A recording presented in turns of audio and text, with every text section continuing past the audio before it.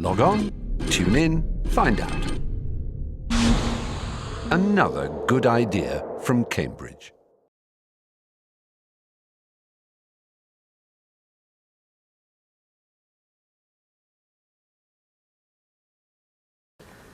So, it's a very great pleasure and honour to have a chance to talk to you, Ruth, about your life, which is entangled with mine in various moments.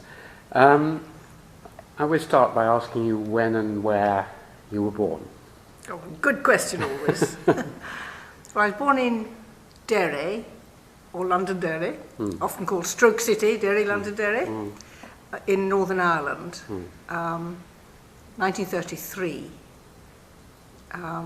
And my parents were both from Ulster, father from Belfast, mother from Derry. Seems, sorry, go on. And actually, well, maybe anticipating the Stroke City bit of it, it's quite important because in my life and many people's lives growing up in Ulster, because Derry was often thought to be the Catholic name, Londonderry the Protestant name, which is totally an oversimplification, but that's how it was presented. And growing up in Northern Ireland, it was very hard to avoid that polarization of Catholic versus Protestant. My parents were really liberal and did a huge amount to fight that politically, educationally. But it's funny, you know, looking back, that I still grew up thinking the world was divided into two lots, Catholics and Protestants, and two different views of the world. You say they were very liberal, but were they liberal Protestants or liberal Catholics? Well, good question. They were both Protestants, but my mother particularly regarded herself as a nationalist Protestant, which was kind of across what you would normally expect, because nationalists, in other words, Ireland as Ireland, would normally be associated at that time with the Catholics. But they did a great deal in the 30s in trying to form a Labour Party which was non-sectarian. They saw the ship workers in the docks without any preventive clothing or health and safety regulations, and managed to unite them into or helped them to be united into a Labour Party that went across Catholic and Protestant. And I remember that as a small child, these, to me, big rough men coming to the house. But my father did a great deal university-wise, because this was after the war, became president of the local college, Magee College, which had begun as a Presbyterian, training Presbyterian ministers, very Protestant. And he helped it to turn into a university college with the aspiration of being non-sectarian, with huge opposition, of course, from the Ulster Unionists and the real Protestant diehards. And it then became open to Catholics too. They didn't come as much as you might have hoped, but he really forged across Catholic and Protestant relations. So he was an academic, really? He was an academic. He was professor of classics there. That's interesting. And what about your mother? Did she have an occupation as well as a role? Yes and no. She had done a degree in English literature at Queen's Belfast, so she had a degree. And her family background was very much tied up with missionaries. And she had many role models herself of women training to be doctors and so on. Once she had got married and had children, she devoted herself very much to us. There were 5 of us. But then, as we started to grow up, she began doing a lot with the BBC, writing plays, and later teaching. So I always thought of her, well, very much as a mother, but also very much and increasingly as an intellectual. Were you say there were 5 of you. What was the order of gender and age? I was the first. And sex and age. Yes, well, whatever. I was the first, and I was a girl, obviously. And there was very much a feeling, even by my father, that kind of men came first. But because I was the oldest, I was like a boy. So it's a good question. Then there were 2 brothers, the 3 of us born before the war. Then during the war, we actually were over in Era, over the border, because the Navy took over our house in the college precincts to run the Battle of the Atlantic from, I'm told. And then there was a sister born near the end of the war and a brother after the war. So we stretched 13 years between us. And, you know, talking of extended families, we're still very close, all 5 of us, and the next generation as well. 3 of them, having travelled the world, went back to Northern Ireland, which is quite a pattern. 1 lives in Birmingham, commutes between France and Donegal and Birmingham. And I'm afraid I became rather English. I'm sorry about that. On behalf of the Irish. Tell me something about the character of your mother and father and the way that may have shaped you a bit. I mean, you mentioned their political position, but were they warm, nice, loving, or the reverse, or what? Well, my father was very much, I hadn't really thought about this, an Ulster man. Not hugely outgoing or touchy-feely, or on the face of it, maybe very loving in an outward way. Rather shy, I think. He actually died of a heart attack when in his early 60s, and he was becoming more and more. He then moved to England. Touchy then. We always had very good relations, he and I remember particularly when, I said during the war we moved to Era, for a while to the sort of further reaches of Donegal in a small cottage, which has remained a very important image of family solidarity still there. But then to a great old Georgian house about 7 miles out of Derry, where he still worked in the college. And I went to school, and my 2 younger brothers went to school. And we used to cycle in those 7 miles during the war, often on a tandem with me at the back and my father at the front, and very, very hilly, so it took about an hour, and not modern bikes, of course. And he and I had so many wonderful conversations during those cycle rides, particularly on the tandem. And he also very much inspired me about classics.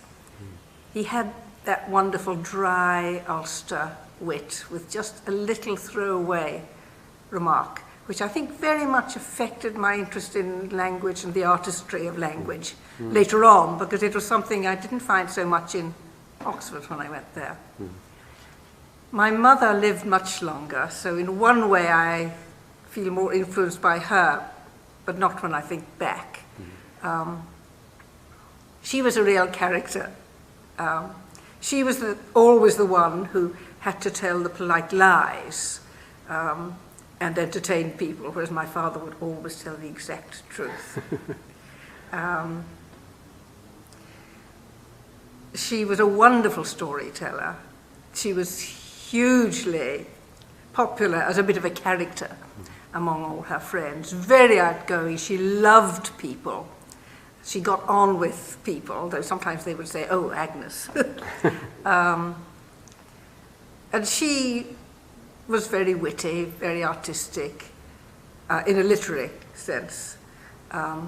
Wrote a wonderful memoir about her life growing up, reaching for the fruit growing up in Ulster when she was quite elderly. The other thing I should have said about particularly my father, but both of them, was that during the war and leading up to it, my father was a pacifist. And in a way that didn't make so much difference in Northern Ireland because there wasn't conscription there during the war. But it did make a big difference to him. I mean, the police would come and raid the house and so on while we were in the college house leading up to the war. And for us as children, we really found that difficult because we would go along to school and everyone would be bringing their contributions for the war effort and we weren't allowed to. And we felt really rather pariahs at the same time, I think, even then, as being a bit proud about it. And that's very much influenced me, I think, that and my left wing in a fairly kind of non-doctrinaire way, background of seeing the good in everybody, not dismissing minorities. And I think that helped to feed into anthropology later. So I feel I was very influenced by them without being necessarily quite conscious of it all the time. Very interesting. Tell me about your schools. Your first school perhaps made no particular impression, or did it? Well, my schooling was interestingly complicated, and I probably need to talk about all of them. The very first school I went to was in Derry, the London Derry High School, which, as you can guess, was a very Protestant school, because schools were segregated there, and there was no way I could have gone to another one, really. And that was just sort of kindergarten. I remember my first day. It's not very relevant, is it? No, it's not. But I do remember my first day when we all had to make something or other, and they distributed scissors to everyone to cut up. And I didn't get any scissors. Oh. And so what I did was I just tore it up. And I think back and I think, A, how feeble of me not to have gone and asked. But B, well, I did do something, didn't I? Even so. But I was only there for quite a short time, and then we went off to these far reaches of Donegal when I was about 7. And I went to the local little school, little church school, Ballymore School, where there were maybe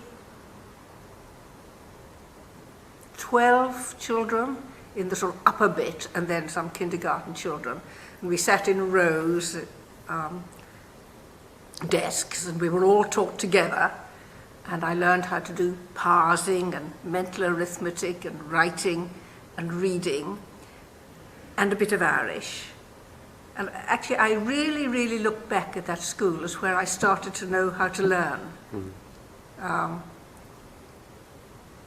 It wasn't so much what I learned as how to learn. I mean, it really was a marvellous school. I mean, all wrong by all modern things. There was slapping, except they wouldn't have slapped a girl who was a daughter of a professor, which again was wrong. And we had to walk about 2 miles across the bog to get there. I remember getting stuck in the bog too. But that was actually wonderful. At that time I was learning to read and reading a huge amount at home. One of the first things I read, I think, was the old-fashioned translation of Homer's Odyssey, influenced by my father. And things about Cuchulainn, the Irish, the Celtic hero. And all that very much influenced me, fed into my later things. But then we came back to Derry after the war, and I went back to the London Derry High School until I was 13. And I learned a great deal there. They were really good academically. I learned lots of French and Latin. You have to be careful with tapping the table. You're right. I learned, quite right. It may reverberate through here. Clap my hands instead. I learned lots of French and Latin and maths and so on. But my parents, back to Stoke City, felt very much that they wanted their children to have some of their education outside Northern Ireland, so they could see that there were other ways of doing things.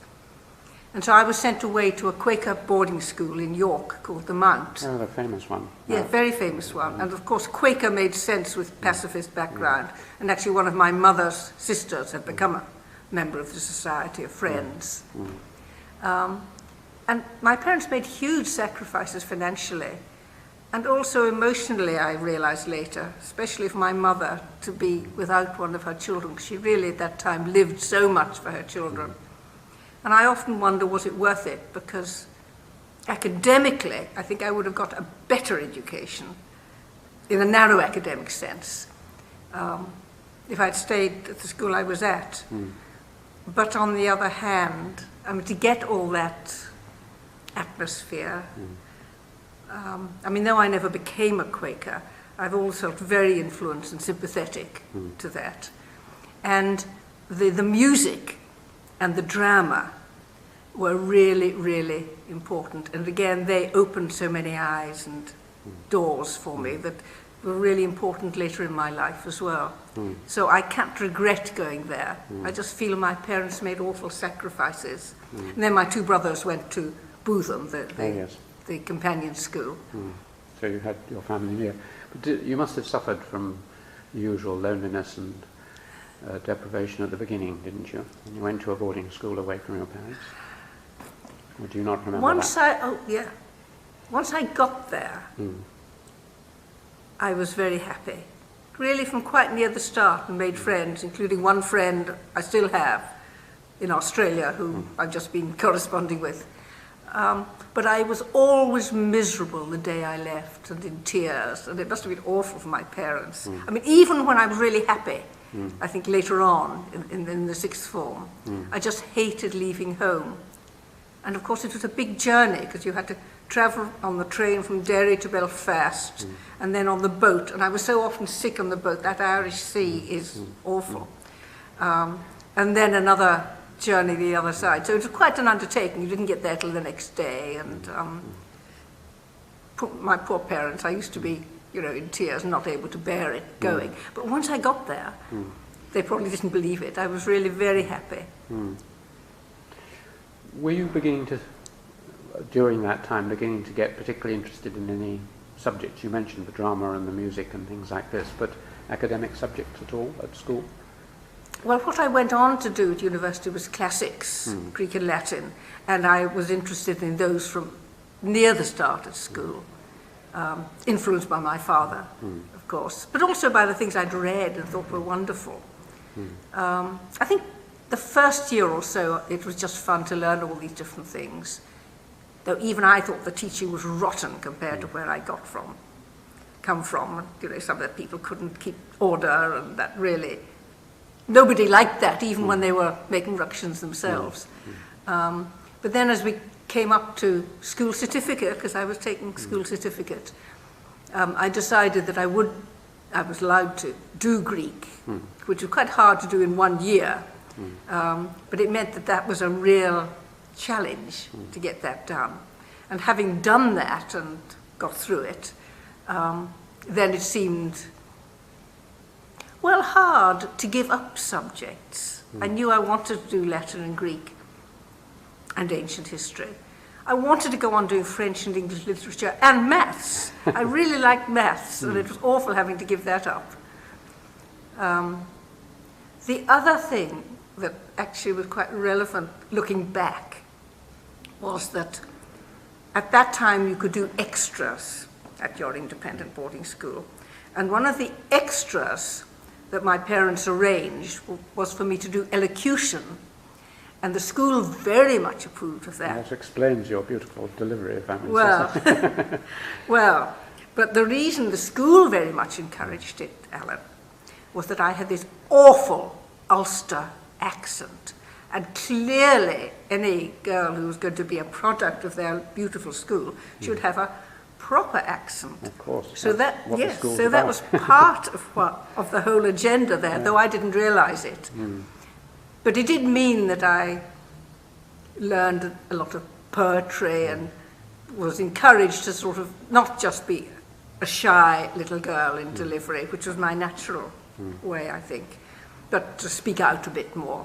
And it therefore made me quite interested in that, which later on, I think, underlay, without my realising it, my interest in performance, oral performance, which has run through ever since my fieldwork. Were there any teachers who particularly inspired you at that school? Do you remember? Sometimes there's someone who suddenly lights one up or turns one off. Well, two in totally different ways. One was actually a teacher at the boys' school who on Sunday mornings, after the meeting for worship we all had to go to, ran a joint choir for members of both the Mount and Bootham. And that may sound a very trivial thing, but every single person I have met over the generations who attended that joint choir, not attended, were lucky enough to participate in that joint choir, has gone on to have an interest in music and in singing. He was just so inspiring. And I don't know why, but we all, whenever we meet, remember that. Do you remember his name? Yes, except that I've forgotten it for the moment. Tell me later. But I'll tell you later, yes. How I could have forgotten, I don't know, because it's deep in all our hearts. And I've always been interested in amateur choirs and singing, which again related to my work later on. The other person who inspired me, it was partly because she was such a bad teacher.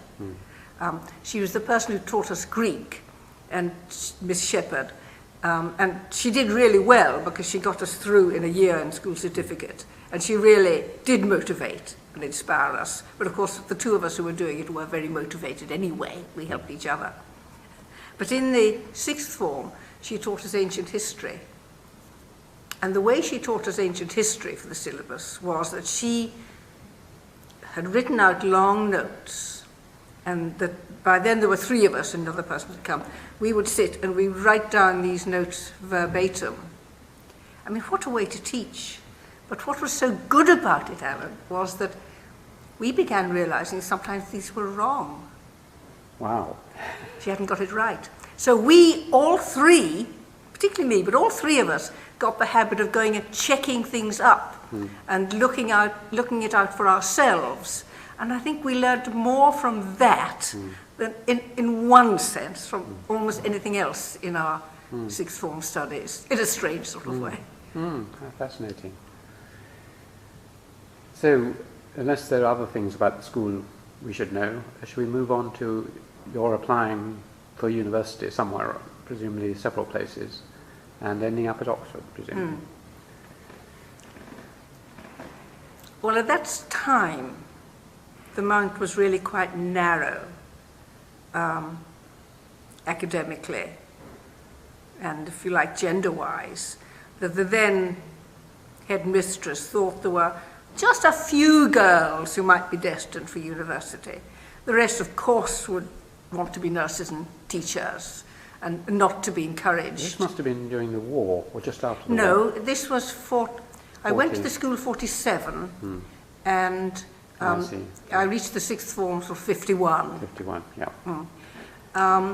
And I've talked to people from the school since, and I hadn't realized thoroughly how downgraded most of them felt by her. But I was one of the select few who were clearly going to go to university. And the school didn't know much about these things, but I think may have been from my own background, my parents' backgrounds, or they may have heard of Oxford and Cambridge. But anyway, at that time, you could apply for both Oxford and Cambridge, and you stayed on for this autumn term to take the exams. And I and the two others who had done classics with me all stayed on, and we took these Oxford and Cambridge examinations. And then it was a matter of, did we get interviews or not? And I was lucky enough to get interviews at both places. My two colleagues, friends, didn't. Though one, I have to put this in, because she had family connections with Girton, was persuaded to switch to anthropology and archaeology as an easier subject. So she went and did that. And I'm really sorry I've lost touch with her, because I would love to know how she got on with it. But she actually had spent a long time reading The Golden Bough, sitting on the floor in the bottom of our very nice library. And she got really quite inspired by it, so it was fair enough. It also comes back to me that when we did Oxford entrance papers, one of the papers was the general paper. I guess that was the one I did well in, because I compared to all these other clever people who'd done Greek forever. I wasn't really very good technically at that point. And one of the things you had to do was a synopsis. And I do remember that the extract was from The Golden Bough. I can't remember what it said, but I remember that was the extract. But which colleges were you offered or interviewed at then? I was interviewed at Somerville and then at Newnham. And I think I was offered places at each. But I very much wanted Oxford because I liked, and had been advised also, that the idea of the 4 years and doing greats with the philosophy and ancient history as well would really be so interesting and so good. And also I very much liked Somerville and the interviews there, though they were tough. Whereas Newnham, it was so cold, and you walked down miles and miles and miles of corridors, and what's she called in Newnham, the principal? Principal. Yeah, and she was just very cold as well. Whereas the principal of Somerville, who was Dame Janet Vaughan, who was a wonderful person, was so interested and challenging and warm and interesting to talk to. So even if I hadn't been encouraged by my family and so on to prefer Oxford, I would have. But it was difficult because at that time there were very few places for women and lots for men. So for men, the thing was, if you did well, you got a scholarship. For women, if you did well, you got in. And I got in, and I thought that was wonderful. But my parents, my father particularly, was upset because he thought, how will I be able to afford it? So I got home full of excitement and thrill that I got in, to find that my father was rather upset about it. I mean, in fact, because I was from the north of Ireland, I couldn't get a state scholarship, as I would have done in England. But because I'd done very well in A-level, maybe it was called higher then, I got a state exhibition from Northern Ireland, and then they topped that up from local authority. And I got a loan from my school, which was wonderful, which they would have given me as a grant. But then the other things would have been taken away if it had been a grant, so they gave it to me as a loan. So people got loans then too, it's not just now. And you finally did scrape in and go. And how was Oxford? That was wonderful. That was wonderful. Having been at a... Have a sip of water. Yes. Having been at a girls' boarding school, which was pretty restrictive compared to the boys, to get to Oxford, and also all those wonderful people. But actually, this sounds terribly sort of goody-goody, but all the wonderful work that we had to do. I mean, to have 5 terms reading huge amounts, it really was huge amounts of Greek and Latin literature. It was just such a delight. I mean, I did work very hard, I must say. I did work very hard. And I had to, because there were all these men from Eton who'd done, or maybe been to the Dragon School or somewhere, and had done Greeks and written Latin verses since they were about 2. And I was supposed to be on equal terms with them. But I was, in the end. But I had to work very hard for it. Which made it all the more satisfying.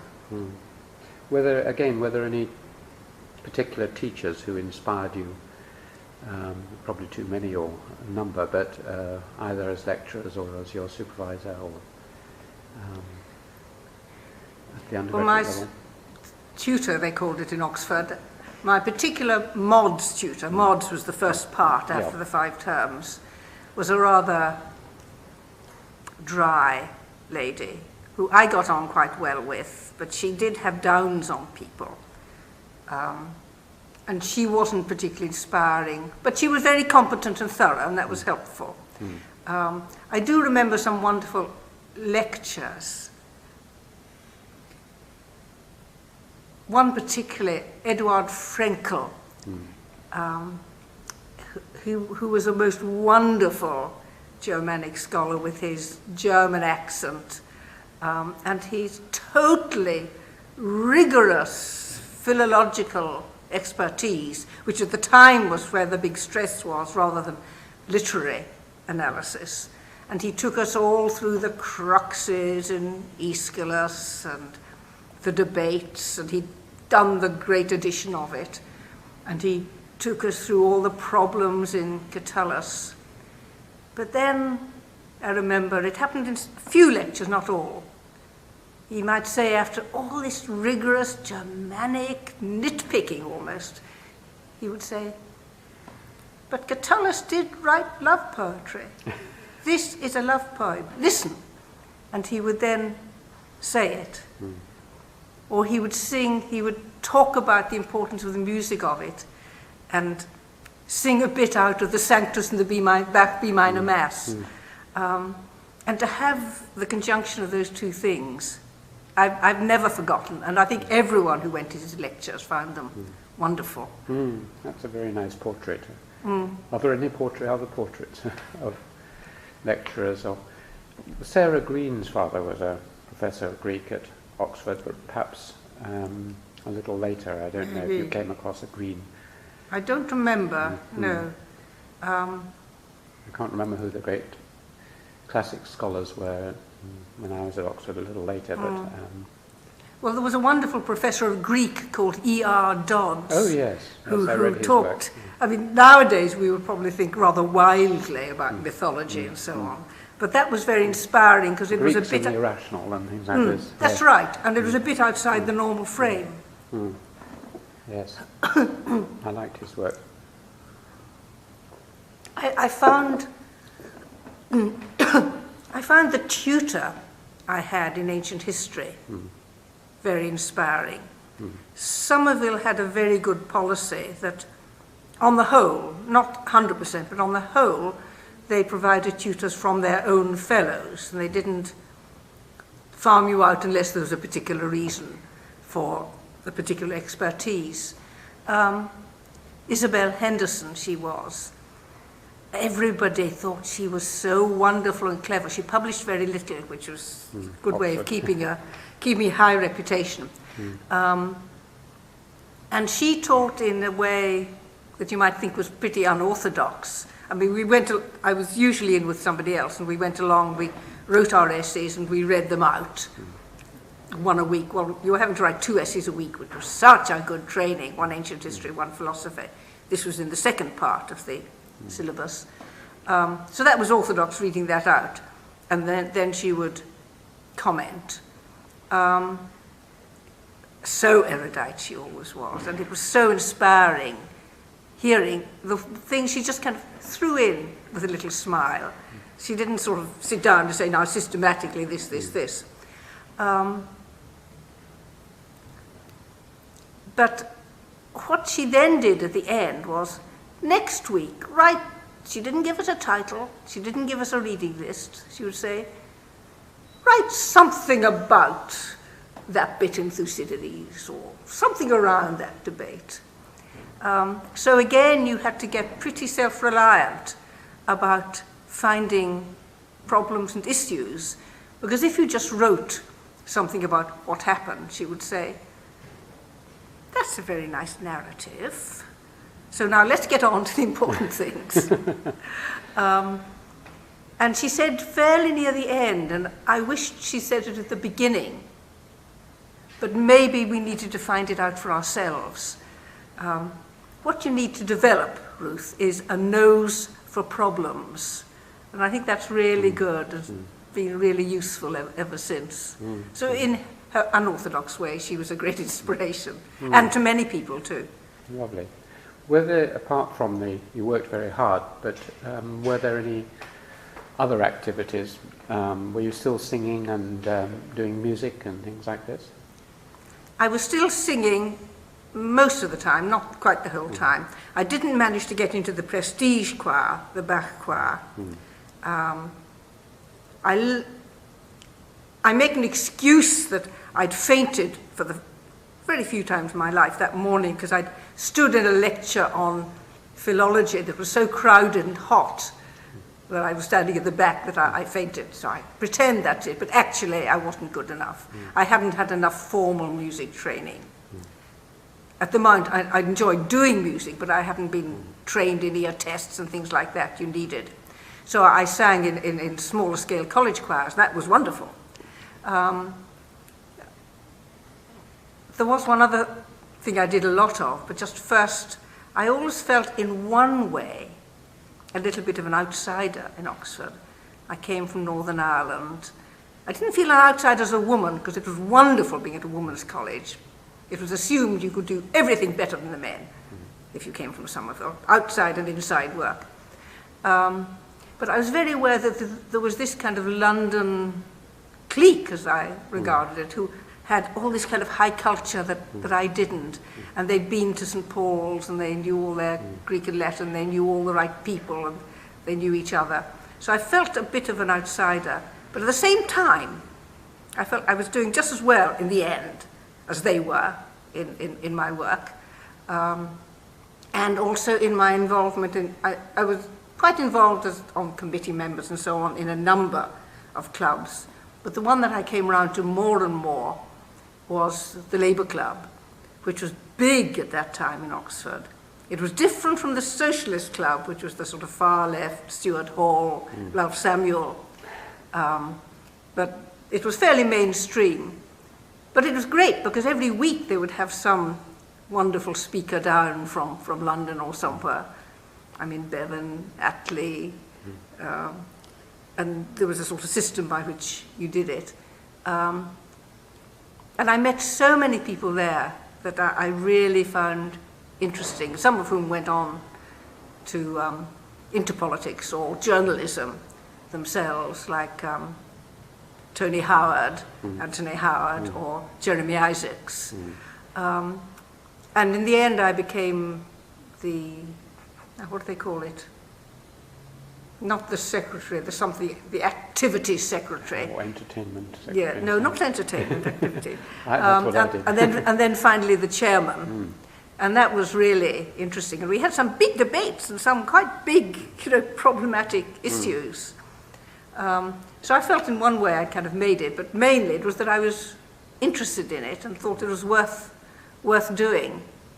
And also a number of us within the Labour Club were very much members of or supporters of the movement for colonial freedom. And that was another thing that very much fired us. And I still have friends in Sri Lanka and so on that date back to then. So that was, I didn't then go on into politics, much to the despair of some of my colleagues from there, being so non-political, Ruth, you are useless. But some of the kind of, not Labour Party values, but left-wing liberal values have very much continued. Wouldn't vote Labour at the moment, though, or for many years, actually. No, I share your feeling. How did you do in your finals? I mean, it's a two-part. You've got mods and grades, but... Well, to what would have been my great surprise at the beginning, I got a first in mods, a reasonably good first in mods, and a first in grades, the second part. So I was lucky enough to get the third best first in grades that year. So Somerville was very pleased with me. Excellent. I was very pleased with myself. I'm very impressed. But that then leaves you with a choice of what you're going to do next. So what did you think? That was difficult. No, it wasn't difficult. I knew I did not want to stay at Oxford. I adored Oxford. I loved studying Greek and Latin and the classical civilizations and the philosophy that went with it too. But a number of my friends wanted to stay and do research, and I didn't know what research meant, and I had no idea how you would do research. But also I very much had this idea that I had been lucky enough to be at Oxford. Now it was time to go and contribute and do something in the real world. And I also had that loan, though that didn't hang over me too much. So I wanted to teach. But at that time, of course, well now too, to teach in a state school you had to do another year, and I didn't want to do another year. So I actually went and taught at an independent school, much to the horror of my Labour Party friends, for 2 years. Malvern Girls' College, which are very elitist. And I loved the teaching. I was shocked by some of the ethic, the moral, the values there, and the kind of pressurized stress on academics, and the children who didn't do well were absolutely down put and ostracized, even though it wasn't their fault.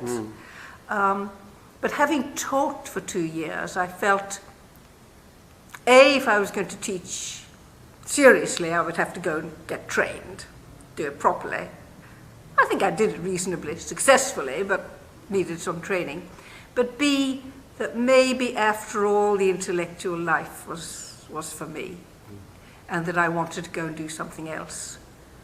And I explored various things, possibly to go and do Sanskrit at SOAS was one possibility. But I decided that was too big a commitment. I didn't quite know what that would involve. But I had this huge love of Greek and Latin civilization. What could be more wonderful? But I did have this little inkling there might be some other cultures somewhere else in the world. And especially with my movement for colonial freedom and background and so on. And so I thought, well, I would like to study something to do with Africa.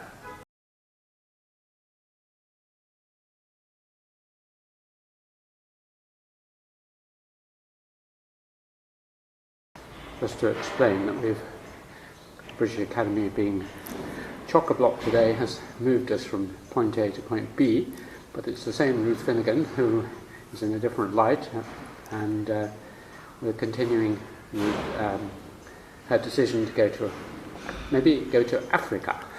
Okay, Ruth. Well, as I say, I thought I wanted to do something about Africa. Didn't quite know how, but somehow, I can't remember how, discovered that maybe anthropology was the way to do it. So I went back, of course, to my own university where I knew I would have support and got scholarships and so on. I did the graduate diploma in anthropology under Evans Pritchard, EP, which was a great time to do it, actually. This was 59 to 60. No, 58 I did the diploma, the one-year graduate diploma, and then they always thought of the B.Lit as coming as a kind of second part of the diploma, and I did a very wild subject for that, but got experience of writing a thesis, and meantime realized that, of course, if I wanted to be an anthropologist, the only proper way to do it was to go do field work. So a slight gulp, but not a very big one, because everybody else was in the same boat.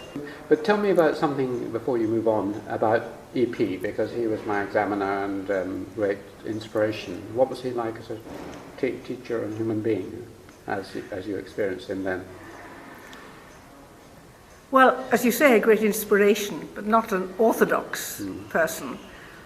Oddly enough, his lectures were delivered in a very dry way, about the great figures in the past. This is what became the history of anthropological Exactly, taken partly from notes and so on.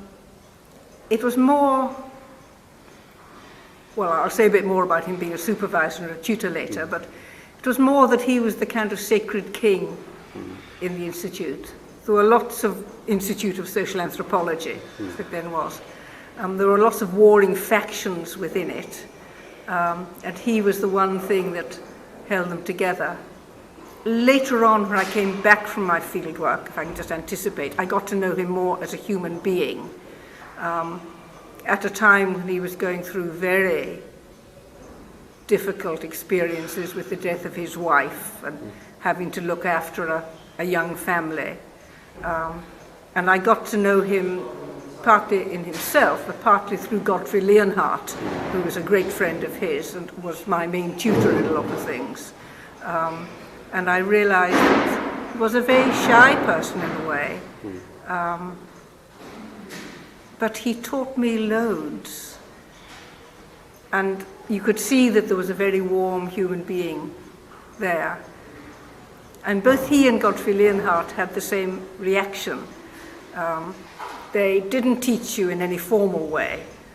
I remember my first tutorial with Godfrey Leonhardt. We went on for about 10 minutes and he said, "Oh, Ruth, let's go to the pub, Lamb and Flag." And I was very shocked in my puritanical little girl, Ulster way. But in fact, it was those sessions in the pub with him and particularly with EP where I began to become socialized, I think, into looking at things much more as an anthropologist and querying my own assumptions, of course, which included the fact that I was being taught by Catholic converts. And there they were so wise and intelligent and perceptive. Did they try and... EP was sometimes accused of trying to proselytize, but did he try and convert you at all, or not? Absolutely not. No. Not in any overt way. I mean, people might say that his great book, No Religion, was a kind of proselytizing, but not in any overt way at all, no. So we'll come back to further exploration of his character later, but continue with you did your two sort of parts of the course. Yes. You did an M-Lit, presumably, It did was you? B-Lit, it was called then. Yeah. Which was on... Well, I almost don't like to confess it. It was on ancient Irish kingship, kings. And I felt so ashamed of doing that because I didn't read early Irish. I mean, I learned a tiny little bit, but basically I didn't read it. And looking back, I now think how naive I was because I accepted this conventional wisdom at the time that ancient Irish society was unchanging for about 6 centuries. I mean, nowadays we would ask questions about that, wouldn't we? But it was an ancient society that was unchanging, and therefore you could use evidence from lots of different places. But the thing, I'm ashamed of it, but I'm still glad I did it, A, because of the skills of having to put together a long thesis, references, chapters, typing, and so on. But B, because one of the really interesting things was the role of the poets in early Irish society, if that's what you can call it, in praising the kings, but also using sanctions against them. And that then fitted in with a lot of my interests later on. So I'm glad I did it. And it was actually accepted by the professor of Celtic there, so it must have been not too terrible.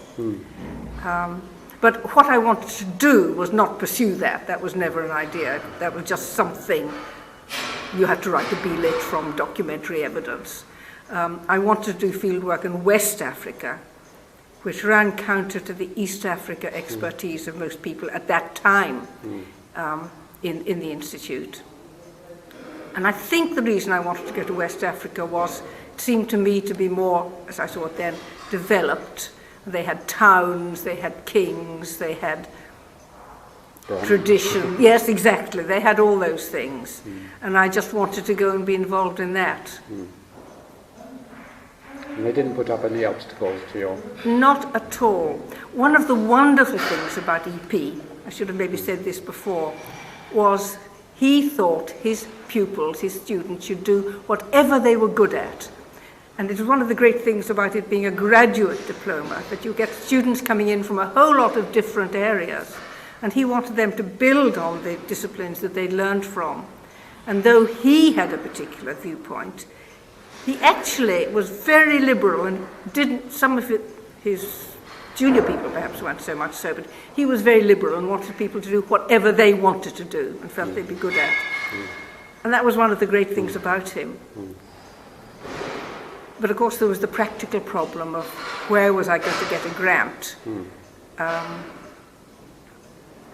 And at that time the Colonial Social Science Research Council was one of the main sources. But of course they would only give grants for places which were still colonies. So that ruled out Ghana, and it was going to rule out Nigeria. So it was a matter of Sierra Leone or Gambia. And I wasn't thrilled by the idea of Gambia, which is just basically a river. So I wanted to go to Sierra Leone and got a lot of advice about it and so on. Almost the best bit of advice was, I think, from Godfrey Leonhardt, who said, look, Ruth, all right, choose a place that hasn't been, so to speak, studied by anthropologists in Sierra Leone. But for goodness sake, choose a tribe that you can pronounce, because you'll have to go to an interview. Good advice. So I chose these people called the Limber. That's very pronounceable, Limber. And I well remember the interview because I had to go along, and there were all these amazing anthropologists, whose names I'd heard of, and they asked me hard questions. And I think it was Mayor Fortes who said, "So, Miss Finnegan, will you do a structural functional study of the Limber?" And I didn't quite know what that meant. But Lucy Mayer chipped in with some saving remark. No, I remembered it wrong, I'm sorry. He said, "What kind of theoretical framework will you use?" So I was a bit stymied. And then lovely Lucy Mayer stepped in and said, "I expect she will use a structural functional analysis, won't she?" Looking at me. So I said, yes. How sweet. So I got my grant. You say the lovely Lucy Mayer. Was that just in this occasion she was lovely, or did you get to know her? On that occasion, I've met her a few times, but I didn't really get to know her. But actually, they then took away half my grant, the Colonial Office, because Sierra Leone became independent halfway through. But fortunately, the Horniman Trust also gave me some, and so I had enough. Do you remember that some anthropologists do and some repress it, the arrival moment in the field? Do you remember? In the field? Or arriving in Sierra Leone? I remember arriving in Sierra Leone by boat. Those were the days. And then having to... Fortunately, I was staying with a good contact that I'd met in England at some point, who was at Fora Bay College, which was the university college there, who was very, very kind. I think I was an awful liability, but he was very kind. Harold Turner, who did a wonderful work on Aladura in West Africa from a theology point of view. They were so kind. But then I had to make contact with the Colonial Office people there, and I hadn't really been told who I needed to make contact with. I remember waiting around ages and ages, because they had to give me various clearances and help me to find a car and pay for or support various things. His arrival in the field, it was not a, "I'm now in the field, I'm now not in the field." Yeah. It was much more gradual. I met some Limber people in Freetown, the capital town, including a Limber minister of the Limber Church, and heard him speak, giving sermons, which was wonderful. Then the first place I was in, Kamabai, was a village sort of on the main road up north that had a missionary station, American Wesleyan Missions. And I did spend several months there, but then went to a much more inner village where you had to walk to get to it. And I remember my arrival there more than anything else. But I was very naive and really broke so many of the rules that nowadays we would tell field workers. You probably weren't trained in any way. No. Nothing, you just keep your gym shoes dry sort of advice, and that was about it, wasn't it?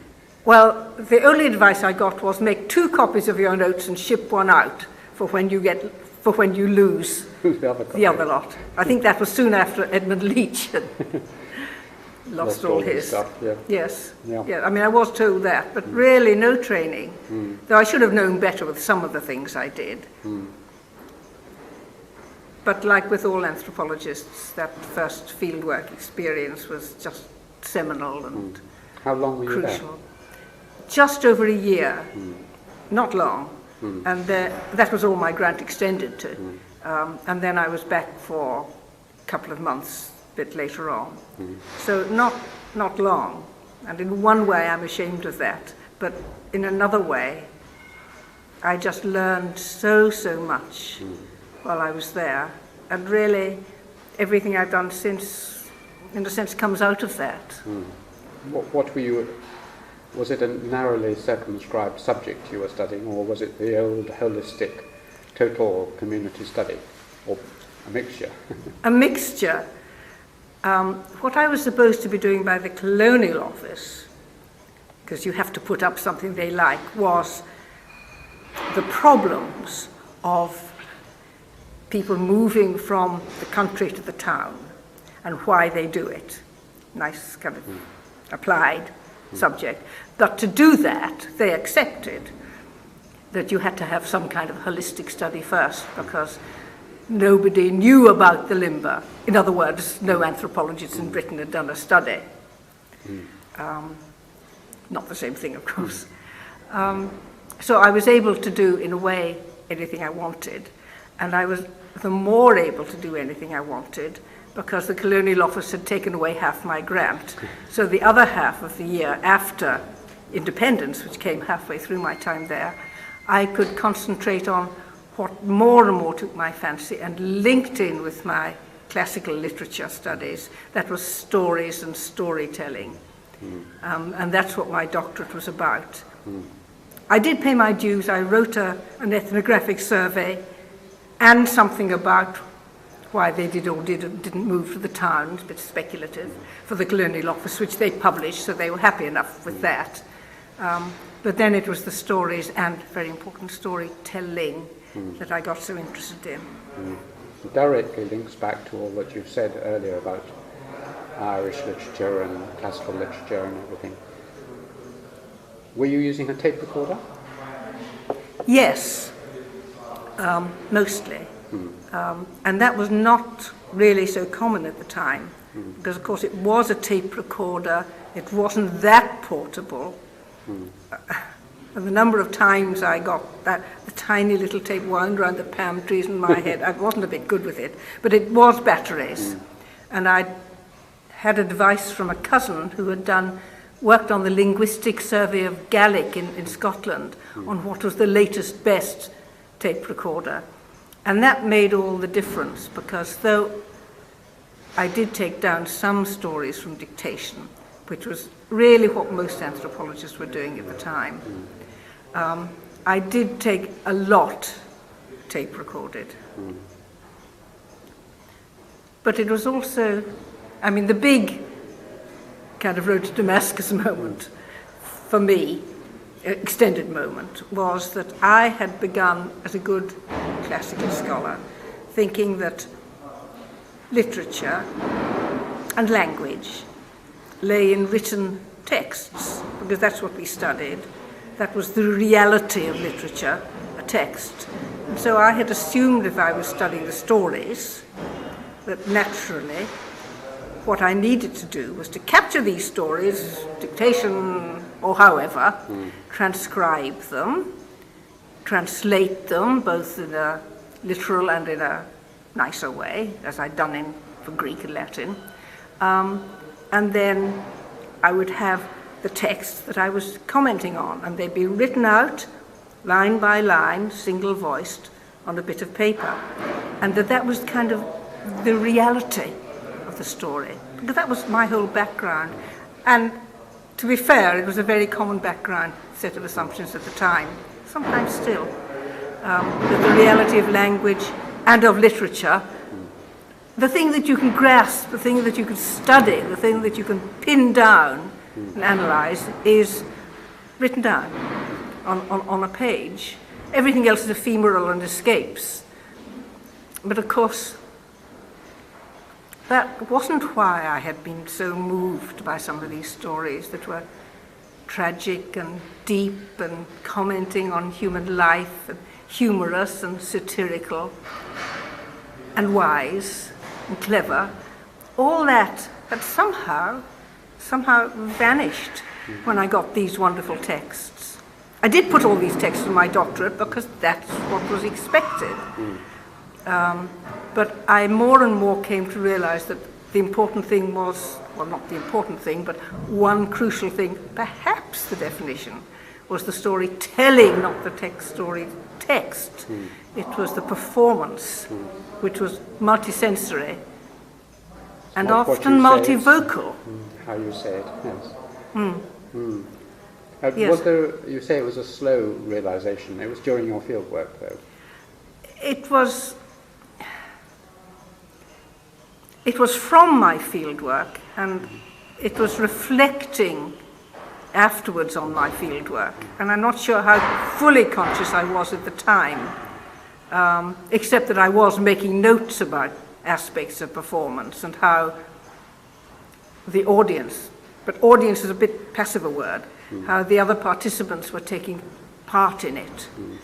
And then when I came back to write up my doctorate, I began to realize that some of the American folklorists and anthropologists, linguistic anthropologists, were writing a bit about performance too, though not much was going on in Britain about it. Who in America? Was this Dundas or? Dundas, to some extent, was writing, though later on I found a lot of his stuff irrelevant to me, but he'd written a bit about storytelling. Del Himes was very important, and then increasingly Richard Bauman at Indiana, and a whole set of people around him. And he and that set have continued to be a real inspiration to be all through. And I also read them, reflected on my fieldwork, but also reflected back, oddly enough, I didn't say this earlier, on my classical studies. I'd loved all that literature. And one of the really good bits of advice I got right at the beginning, when I first went to Somerville, from this rather dry Maud's tutor, was that I should read all my set texts aloud. And I was a very good little girl and thought you always had to do what your tutors told you. And I did. I read a huge number of stuff you had to read. And I did read it all aloud, maybe not very loudly loud, but whenever I had gone through and worked out what this bit of Livy said, or Lucretius, or Aeschylus, I would then go back and read it aloud to myself. And so I had already got a bit of the idea that literature had got a sonic, acoustic aspect to it. And that then kind of gathered itself together with my interest in performance. And you were going to say something more about EP, but I don't know whether it's at this point you'd like to say the supervision by EP. Yes, he was my supervisor. And for me, he was a wonderful supervisor. I think it wouldn't have done for everyone, because he basically left me to my own devices, and he just had faith that I would get on with it, which is a bit dangerous, not what supervisors are told they should do now. But what he was so wonderful about was whenever I wrote a chapter, and I was reasonably good at sticking to my own deadlines, after this experience of writing 2 essays a week as an undergraduate, he would always read it within 2 days and come back with comments. Not very big comments. They might be a comment like, do you have evidence for this? For these things that you say? And I would say, oh yes, of course, but then I would go back and think a little bit. But he was always encouraging in his rather dry, slightly shy way. And he gave me total backing about anything I wanted to do. And that was wonderful. And we still continued the visits to the pub with him and Godfrey Leonhardt, particularly, and David Pocock to some extent. He was slightly a hanger-on, but was also very useful and interesting and helpful. And so though I can't especially pin down anything that they particularly said in those pub sessions, they all had a big influence on me. Did they relax with the beer? I mean, is that the reason why it was so effective? Because being rather shy and withdrawn academics, they could now relax in your presence and banter and explore. Yes. But I think that's probably right. I hadn't thought about it that way. As I say, as a slightly Ulster puritanical girl, I didn't like the idea of pubs. And at that point, I didn't think I wanted to drink too much. And anyway, I have always disliked beer. And that's a big disadvantage if you're an Oxford-trained anthropologist. Yeah. But then I discovered that it was okay to drink cider. So that made life much easier. What about, there were 1 or 2 other members of that, I don't know if they went to the pub, but Rodney Needham was there then, obviously, wasn't he? He was there, and he very much didn't go to the pub. I don't mean he never went to the pub, he was sometimes there, but he was very much not a member of that gang. In fact, there was really rather a division down between them at that time. And I was rather on the kind of Leonhardt Pocock side, though later I realised I'd been a bit unfair to Rodney Needham in that, but it was a time of great loyalties. And of course, great loyalty to Oxford as against these useless people in Cambridge or LSE. Yes. Did you have any dealings with useless people in LSE or Cambridge, like Meyer or any of the Jack Goody or the West Africanists there? Not really at that time. Before I did field work, I went up to Edinburgh because that's where they did Sierra Leone at that time.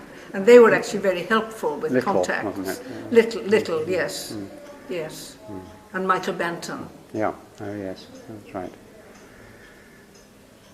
So the writing went well, you got some comments, and who were your examiners at the end of it? My examiners were, who were my examiners? John Beattie. No, I beg your pardon, John Beattie was my B-Lit. Godfrey Leonhardt is the internal. And someone called Jack Berry from SOAS, who was a West Africanist linguist. How do you spell him? B-E-R? B-E-R-R-Y, like yes, Blackberry. Yeah. Jack Berry. And he had actually done one of these typical linguistic little articles about Limba grammar from elicited data, as linguists do, which was very helpful to me before I went out to Sierra Leone, because I felt that, you needed to know about grammar if you were going to learn a language, as I thought. So he was a very appropriate person. He had also written a good thing about West African stories, I think it was called, or West African unwritten literature. It was quite a short thing, but I'd found it very inspiring when I was doing my That was lucky. doctorate. Yes, quite. And he was a good examiner. Well, they were both very fair in the sense that they read it, clearly had read it, and of course they were very fair in being complimentary about it, Alan. And said you should publish it. They said I should publish it, and Godfrey particularly gave me some very good advice when I then later on came on to publish it. The advice I particularly remember was he said that I had rather talked about the storyteller, whereas it'd be much better, as a kind of curate's egg, it would be much better if I took examples of, say, 4 or 5 and talked about them. And of course that was such obvious good advice that nowadays I hope any doctoral student would already have given themselves. But things were a bit more kind of generalised then than I think they are now. But that was very good advice, which actually I've never forgotten ever since. It must have been a very exciting time in anthropology at Oxford. That was the early 60s, wasn't it, really? It was. I got my doctorate in 63, so I was doing it from early 62 to 63. Well, it was, but somehow... Or maybe I don't mean it wasn't exciting, but and we always had these wonderful Friday seminars where people came and talked. But people were, in a way, doing their own thing. And there were these divisions. And it was, I think, at that time that E.P.'s wife died. And that was, very sad, and there was the problem about his children. So things were a little bit kind of quiet in one sense, even though there was a lot going on. Were there any of your contemporaries doing PhDs, etc., who you kept in touch with or who became well-known anthropologists? Do you remember any of the co-PhD students? Most of the people that I did the diploma with didn't go on to do anthropology in Britain. One, Carmelo Lisone. Oh, yeah, Tolosana. Yes, Tolosana, I beg his pardon. Went back to Spain and became a big noise in anthropology there. And I have, to some extent, kept in touch with him. There weren't so many of my contemporaries who went on in Britain. Some were, they came from all over the place. That was one of the really nice things. And they went back to where they'd come from. And some didn't go on to do anthropology. But nevertheless, I mean, one very good friend that I'm still very close to didn't go on academically in anthropology, but it influenced her whole life. She's the one who was 70 recently, and I gave letters to Lily to as a present, and she thought it was a wonderful present. Thank you for that nice plug, which will go onto YouTube shortly. Then there's the moment, which I describe in my students as a sort of postpartum depression delivery. You know, the thesis is done, the viva's done, all those troubles that you put off until the thesis is done suddenly loom over you. What happened then? What did you do? Well, I was very lucky. I didn't have that because I did my doctorate at Nuffield College, and there I met David Murray, whom I'm still married to, very happily. And we fell in love, we got engaged. He was going out to what was then Southern Rhodesia, having had spent a bit of time in Macfarlane. And he had assumed, like all the rest of us had, that Southern Rhodesia, like the other African colonies, would gradually move towards majority rule. And he was very happy to go and teach at the university there. So he went off in February '63. I stayed to finish my doctorate, which I finished in the summer '63, knowing that he was coming back in September and we were getting married in September. So I had to get it done in time. I really was quite fast, actually. But then went straight out to Southern Rhodesia with him. So I had my new life out there.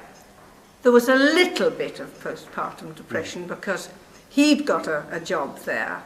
I hoped I would, but I hadn't as yet. So the first term I was there without an academic job, though I could still be working on my doctorate that was going to turn into a book, I hoped. But then I got a job there. And of course, your first job teaching and lecturing is very intensive. I had no time to feel depressed, except by the political situation. Because both David and I wanted very much to encourage African students on. We felt we were doing quite a good job in that, while not neglecting the white students. But at that time, Ian Smith had got in unexpectedly, and every step we took forward to help to widen participation, really the government was taking 2 steps back and our students were being taken off into detention. So in the end, after not very, very long there, we decided the only thing really was to leave. That just being there as white, for all we thought we were helping, was actually making things worse, or it might have been. So we went off to Ibadan in Nigeria, which is a breath of fresh air, intellectually and socially and politically, not climate-wise. And what did you do there? What you were again with the university, or we were both teaching at the University of Ibadan. Of course, they didn't like it being called anthropology there, so I was a lecturer in sociology. I've never minded that. I think they're the same subject, the good bits of them. And that was really interesting time. It was a first-rate university, I would say. Gradually getting more Africanized. The Vice-Chancellor was African. It was at the time of the Civil War in Nigeria, Biafra. yes, So a lot of the Igbo staff and students all departed. So there were difficulties, but it still was a wonderful, intellectually exciting place. I mean, that really was intellectually exciting. And it was so interesting teaching mature African, thoughtful students. Don't mean they were all brilliant students, but it was such a challenge, and some of them were really great, and colleagues, some wonderful colleagues. And it was at the time that Wole Soyinka was writing his plays, and a number of them were being produced on the campus at that time. It was, I won't forget. Also, our 3 daughters were born while we were there. We were there 65 to 69. So altogether, it was quite a full time. It was also, when I was in Southern Rhodesia, as it then was, I'd finished my doctoral thesis as a book that was published as Limber Stories and Storytelling. And then I began, while I was in Salisbury, and continued in Ibadan, the book that became Oral Literature in Africa.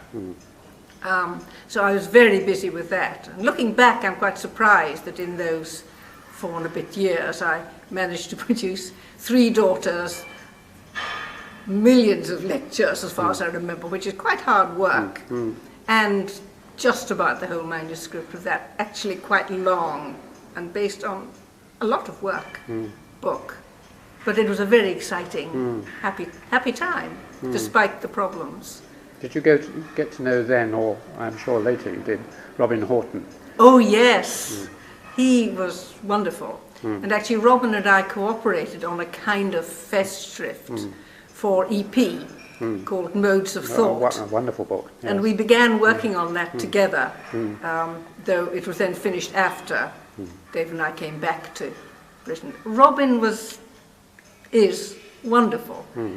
Not an easy person to work with, because he never replies to letters, ever. I think it's almost a principle, or abides by kind of criteria or lengths or anything like that. But I always found, and I don't always agree with him, but I always found him so totally inspiring and a wonderful person. Very wide-ranging. Very wide-ranging. And he worked a lot on philosophy, and that was something that I'd also done at Oxford and found, well, some of the Oxford versions were strange, but I had an interest in that. So we had a lot of very interesting discussions. Lovely person he is too. The other very different kettle of fish, as he would say, was G.I. Jones. Did you know G.I. Jones at all? I didn't really know him. Of course I met him and know of him, but I didn't come across him directly or interact with him. Because he worked on Ebo and Ebo yes, I don't art. think he wasn't, No. I was never in the same place as him in a sustained way. So after this 4 packed years, 3 daughters, 2 books, thousands of lectures, you came back to England. Yes, yes. I do want to talk about that, but can I just say quickly about the oral literature in Africa book? Yeah, yes, That the reason I wrote it was that when I was doing my doctorate, I came across a thing which said that Wilfred Whiteley, who was a wonderful anthropologist, linguist, as SOAS, and had very much encouraged me on a lot of things, was going to produce a book called African Prose. And I thought, my goodness, that's just the book I need, because what I need to do is to put in context my little limber thing into a wider thing. But then I discovered that actually it was going to be an anthology of written prose extracts, and very good too, but not what I wanted. But from that I realized that people might want a book that was like that. And so and EP very much encouraged me, decided I would do a kind of overview of what was known or not known, what the debates were in what might be called, arguably, controversially, oral literature in Africa. And though I'd always sworn I would never write a book with Africa in the title, because these generalizations are so awful, nevertheless, people found it interesting to see just what, in fact, a lot more was known than had been realized just gathering it up. What is the main theme of the book? I mean, you've been hesitant about the word oral and the word literature, but it was exploring that. Tell us what it was exploring. Well, I thought of it as more an empirical book without any theory in it. Though looking back, of course, it was implicit. But I think the message was, there are literary forms in Africa, and they've been studied lots, but people just don't recognize that. But they've also been studied in a way which sometimes misconceives them, because it hasn't been realized how important performance, again, is, or how important the oral in the sense of the sonic performative aspects are, and that the difference between written and oral is much more on a sliding scale than this absolute divide that has still so often been posited. And it was also very much reacting against narrow functionalist analyses in which you were looking to see how stories supported the status quo or passed on the morals or socialize the children, or how it was all part of oral tradition and upholding the tribe and the communal culture. And I wanted to put it on the same sort of, within the same framework as I'd been used to for written literature, that there's creativity, individuality, change, interaction, livingness. So in a way, those were the sort of, it was more that I was reacting against things rather than trying to put forward consciously a different viewpoint. Though, in fact, looking back, I see I was. Very interesting. Right, well, shall we come back to England then? Yes, and we had to decide where you were going to where go. we were going to go. And though both David and I had been at Oxford, we'd been in a developing ex-colonial situation with mature students, a lot of, older, in practice sometimes part-time. And we just didn't want to go back to an established elite place. So we were very fortunate that it was just the time the Open University was founded in 1969. And we thought that's just the sort of thing that we would like to be part of. And so David was very quickly appointed, we applied, both applied, David was very quickly appointed as to the chair of government, which was a big up for him. He wanted government and politics. They were not so sure about me, but they realized they weren't going to get him without me, because they weren't going to have anthropology, but they were going to have sociology, but in an interdisciplinary kind of framework.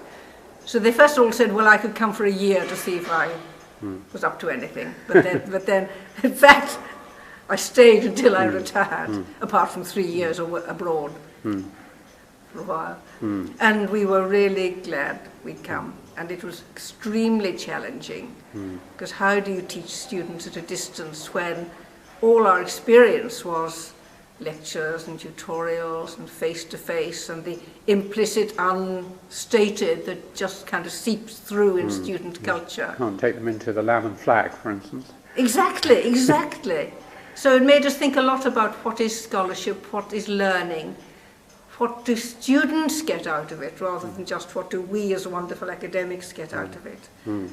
So though, in a way, I didn't do anthropology as such under that heading, I learned a huge amount about scholarship and learning, and why would one want to do a degree, but also managed to smuggle anthropology in under lots of different guises into a huge lot of interdisciplinary courses, and I didn't actually care what the label was. And you did some more fieldwork in England after that? Yes. Hidden musicians? Yes. Tell us about that. Yes. I mean, I had several reasons for that. One was, I mean, of course, I felt I should be going back to the Limba. But A, I had children, and I wasn't going to try dragging them to the field, or David. I know some people make different decisions. I wasn't. But also, I was more and more aware that the Limba were just one group of what were called 13 different tribes, linguistic units, as divided up by the colonial authorities, in a small country the size of Ireland. And the Limba lived in northern Sierra Leone, where there were, forgotten now, 5, 6 different languages that partly linguistically merged into each other. And even the ones that didn't, there was a huge amount of culture that went right across the whole of the north of Sierra Leone. The secret societies, for example, their kind of ranks were cross-tribal. And I was more and more worried about this whole concept of tribe that seemed so obvious in the 1960s. And realized if I was going to do anything proper, I would have to learn about 5 different languages and go back and look at that. And I balked at that. But also, well, Britain was quite interesting, too. We actually joined the Open University in 1969. Then in 1975 to 1978, we went off and we worked in Fiji, the University of the South Pacific in Fiji for 3 years. And I got very interested in the urban music, the threefold traditions of Fijian, Indian, lots of Indians there, and European. And I did a bit of a study of that, which partly made me realise that, well, urban music might be interesting anyway. And the whole lot of things came together that led into my fieldwork on urban music when I got back. One of them, and this is a bit personal and silly, we travelled back by land as far as we could, across the Trans-Siberian Express, and all the way through I was looking out of the window thinking, as an anthropologist and a person, I wonder what they do in that village, I wonder what they think about, I wonder what they're like. And for the first time in my life, when I got to the English Channel, I went on looking out of the train window and thought, well, England, what do they do? That's very nice. And I had been a member of a local amateur choir in Milton Keynes already, came back to it again. And I was aware how much even a bad amateur, because I'm a really bad singer, Alan, really bad, how much even a bad singer could get out of it, and how important this weekly ritual was, and the performances, well, how much it meant. And I wondered, among many other things, how other people felt about that, how it came to be like that. And also, how did amateur music get supported? What were all the networks and the ramifications? And so that then led into my study called The Hidden Musicians, which is about amateur music making across the different types of music. I mean, jazz and rock and pop and classical, which I realised was only one. I never thought before, it's only one. It's not the natural way of doing music.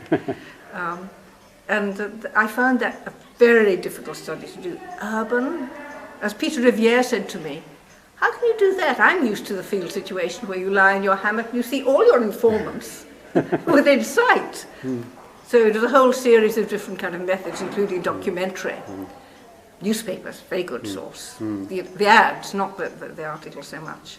And I had this huge amount of material. It was really hard work.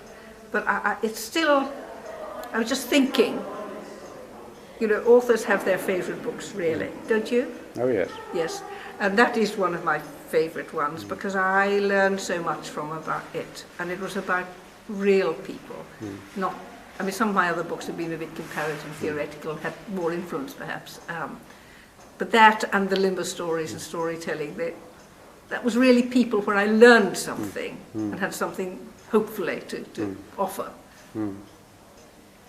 That's very nice. We're just getting towards the end in terms of tape and time. Perhaps what would be nice, I mean, you might have one or two things you want to say. We've touched on one or two people you've known professionally in your career, EP and so on. Are there any other anthropologists who have influenced, or thinkers who have influenced you a lot and you'd like to say something about? Well, when I went to Salisbury, southern Rhodesia, I went very much with the Oxford idea that these are Manchester people, they don't know anything about anything. But Mitchell there, Clyde Mitchell, was very much into the kind of networking. And I hadn't thought before, really, about the networking and the interactionist side. So that was a real eye-opener to me, and putting together different viewpoints. But otherwise, it's, well, many people. John Blacking, Queen's University, with his wide and very human view and his work on music has always been a great inspiration. But otherwise, very much some of the American writers. I mean, Howard Becker, who you would probably regard as a sociologist, but his whole interactionist human thing. And then particularly these linguistic anthropologists, Dick Bauman, Joel Scherzer, Del Himes, Charles Briggs. They have been they're so wise, they're always 6 jumps ahead of me. How do you spell Scherzer? S-H-E-R-Z-E-R. He was at the University of Austin in Texas for a long time. Yeah. And in Britain, Peter Burke I worked a lot with, because we did a Cambridge series called Oral Literate Cultures together. And he's great, wonderful. Wonderful polymath. I do have to say that I found Alan Macfarlane's work very, very inspiring. That's very sweet. Another plug on YouTube. Great. Thank you. This was on English individualism or something like that. Yes, but also the breadth. And that's something I value, not keeping within traditional disciplinary boundaries. I think the interdisciplinary and working at the margins, which is always difficult, is where the new creative work comes. And one thing that I'm always interested in is about creativity and method. Do you enjoy writing, and do you have any tips for viewers about how to think creatively? I enjoy writing in an agonized way. You'd think you would get better at it, having written quite a lot of books, but I seem to get worse and worse. I think really, any advice is just keep at it. Even when it's rotten, keep at it, and then you can always go back and change it. Keep writing. Keep writing, yes. Well, I've asked my questions particularly, but are there any other things that you would like to add or say about your life? And well, I was just thinking about it, and I think maybe two themes. One is this interdisciplinary working at the margins, I've just said.